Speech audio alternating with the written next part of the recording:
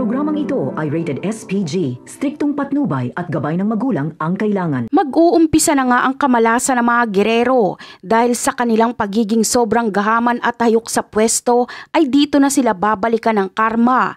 5 kasi sa mga binahagian nila ng ayudang pagkain ay namatay dahil sa food poison.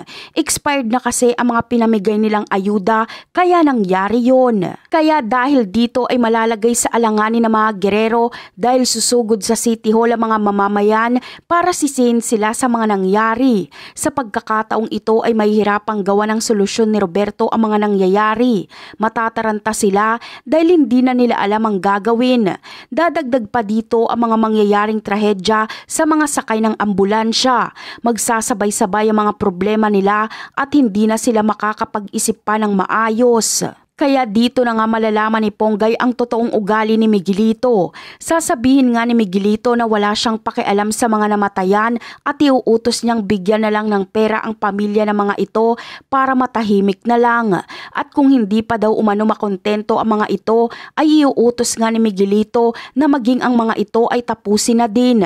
Ang lahat ng ito ay maririnig nila Ponggay dahil sakto din ang pagdating nila sa mansyon ng mga gerero habang nagdidiskusyon ang pamilya Guerrero. Madidismaya nga sila Ponggay sa maririnig nila mula kay Miguelito dahil hindi nila akalain na sa mayor pa mismo ng Maynila ito manggagaling na dapat sana ay ito ang magiging kaagapay ng mga mamamayan para tulungan ang mga ito sa hindi nila magandang nararanasan ngayon.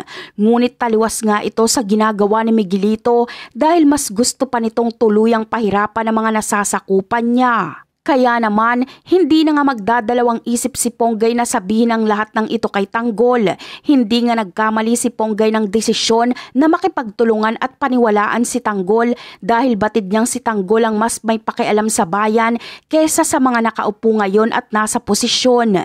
Kaya ang tanging magagawa ngayon ni Ponggay ay hindi magpahalata na mata siya ni Tanggol laban sa mga gerero para tuluyang mapabagsak ang mga ito.